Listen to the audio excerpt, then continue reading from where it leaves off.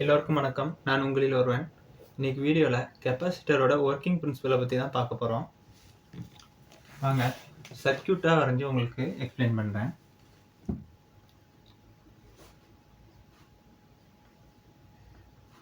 இப்படி தான் நம்ம கெப்பாசிட்டரை எல்லா சர்க்கியூட்லையும் வரைஞ்சிருப்போம்.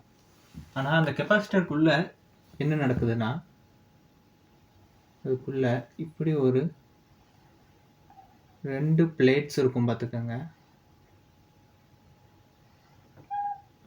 இந்த 2 பிளேட்ஸுக்கு இடையிலையும் ஒரு டைஎலக்ட்ரிக் மீடியம், அதாவது பேப்பர் அல்லது மிக்கா போன்ற பொருட்களால் செய்யப்பட்ட ஒரு மின்கடத்தா பொருளை இந்த 2 பிளேட்களுக்கு இடையில வச்சுருப்பாங்க. இப்போது நம்ம இங்கே வால்டேஜ் அப்ளை பண்ணும்போது என்ன ஆகுதுன்னா, கெப்பாசிட்டருக்கு நம்ம வால்டேஜ் அப்ளை பண்ணும்போது ஒரு பக்கம் பாசிட்டிவ் சார்ஜஸ் எல்லாம் வந்து ஸ்டோர் ஆயிடுது. அதாவது எலக்ட்ரிசிட்டியை பொறுத்தவரை 2 டைப்பில் இருக்குது பார்த்துக்கோங்க. ஒன்று வந்து ஸ்டேட்டிக் எலக்ட்ரிசிட்டியுமோ, இன்னொன்று வந்து டைனாமிக் எலக்ட்ரிசிட்டியுமோ.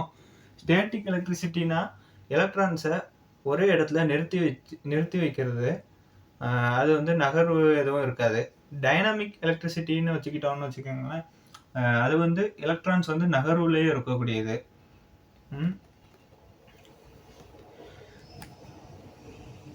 நான் சொன்ன மாதிரி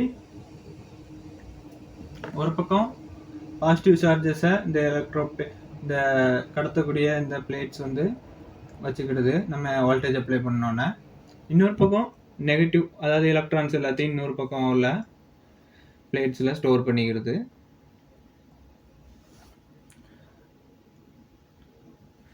இது என்ன பண்ணோம்னா, இந்த நடுவில் இந்த இன்சுலேஷன் மாதிரி இந்த மெட்டீரியல் இருக்கிறதுனால இதால் இங்கேருந்து இங்கே போக முடியாது, இங்கே இருக்கக்கூடிய எலக்ட்ரான்ஸ் எல்லாம் இந்த பக்கம் வர முடியாது. அதனால் என்ன ஆகிடுது, ஆனால் இது ரெண்டுக்கும் இடையில, அதாவது மின்காந்த புலம், அதாவது எலக்ட்ரோ மேக்னெட்டிக் ஃபீல்டு உருவாகிறதுக்கு இந்த டைஎலக்ட்ரிக் மீடியம் வந்து அனுமதிக்குது. இது வந்து இந்த பக்கம் வந்து பாசிட்டிவ் சார்ஜஸ் அட்ராக்ட் பண்ணி இந்த ஓரமாக வச்சுக்கிடுது. இந்த பக்கம் நெகட்டிவ் எலக்ட்ரான்ஸை அட்ராக்ட் பண்ணி இந்த பக்கம் சேமித்து வச்சுக்கிடுது. இந்த எலக்ட்ரோ பிளேட் வந்து அந்த எலக்ட்ரிக்கல் எனர்ஜியை சேமித்து வைக்கிறதுக்காக இந்த டைஎலக்ட்ரிக் மீடியம் வந்து உதவுது. இப்போ நம்ம கெப்பாசிட்டர் வந்து நம்ம ஏதாவது ஒரு அவுட்புட்டை, இப்போ வந்து கெப்பாசிட்டர் வந்து சார்ஜ் ஆகிட்டு கெப்பாசிட்டரில் இப்போ சர்க்கியூட்டில் வந்து நம்ம வோல்டேஜை கட் பண்ணுறோம், இன்புட் வோல்டேஜை கட் பண்ணுறோம். அடுத்த ஒரு ஃபியூ செகண்ட்ஸ் மட்டும் அந்த சர்க்கியூட் ஆனில் இருந்துட்டு அதுக்கப்புறம் ஆஃப் ஆயிரும். அதுக்கு காரணம் என்னென்னா இந்த கெப்பாசிட்டர் தான். இது கொஞ்சம் சார்ஜஸை சேமித்து உள்ளே வச்சுருக்கிறதுனால அது டிஸ்சார்ஜ் ஆகிற வரைக்கும் சர்க்கியூட் ஆனில் இருக்கும். சரிங்களா? இந்த கெப்பாசிட்டர் வந்து பெரும்பாலும் இன்வெர்ட்டர்களில், அப்புறம் கம்ப்யூட்டர்களில், ஏன்னா கரண்ட் போனோன்னா சடனாக ஆஃப் ஆகிட்டுனா அதில் சிஸ்டத்தில் நிறைய பிரச்சனை வருங்கிறதுனால அந்த மாதிரி இடங்களில் பாதுகாக்கிறதுக்கு இந்த மாதிரி கெப்பாசிட்டர்ஸை பயன்படுத்துகிறாங்க. சரிங்களா? இப்போது இந்த கெப்பாசிட்டரில்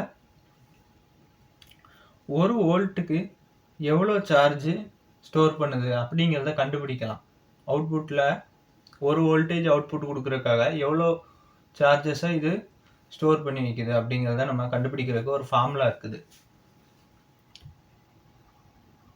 அது என்ன ஃபார்முலான்னு பார்த்தீங்கன்னா, Qனா சார்ஜ், Q = Cனா கெப்பாசிட்டன்ஸ், C × V நம்ம கொடுக்கக்கூடிய இன்புட் வோல்டேஜ் V. சரிங்களா? இப்போ நம்ம வந்து கெப்பாசிட்டன்ஸோட இதை நம்ம எப்படி கண்டுபிடிக்கிறது? கெப்பாசிட்டன்ஸ் வந்து ஃபேரட்ல தான் நம்ம அளக்குறோம். எப்படி நம்ம ஃபேரட் கண்டுபிடிக்கிறதுன்னு பார்த்தீங்கன்னா, கெப்பாசிட்டர் எடுத்துக்கிட்டோன்னா அதில் எழுதியிருப்பாங்க ஸ்மால் லெட்டரில். சில கெப்பாசிட்டரோட அளவு வந்து மைக்ரோ ஃபேரட்ல லேபிளில் எழுதியிருப்பாங்க, சில கெப்பாசிட்டரில் மில்லி ஃபேரட்ல எழுதியிருப்பாங்க. மைக்ரோ ஃபேரடுக்கும் மில்லி ஃபேரடுக்கும் வித்தியாசம் இருக்குது. மைக்ரோ ஃபேரட்னா இப்படி தான் இருக்கும் பார்த்துக்கோங்க, சிம்பிள் ஒரு எம் மாதிரி போட்டு எஃப் போட்டிருப்பாங்க. அதே மில்லி ஃபேரட்னா ஒரு ஸ்மால் லெட்டர் எம் போட்டு எஃப் போட்டிருப்பாங்க. இது ரெண்டுக்கும் பெரிய வித்தியாசம் இருக்கு. ஒரு ஃபேரடுக்கு எவ்வளோ மைக்ரோ ஃபேரட்னு பார்த்தீங்கன்னா 1000 மைக்ரோ ஃபேரட் எடுத்துக்கிட்டாலுமே ஒரு ஃபேரட் வராது.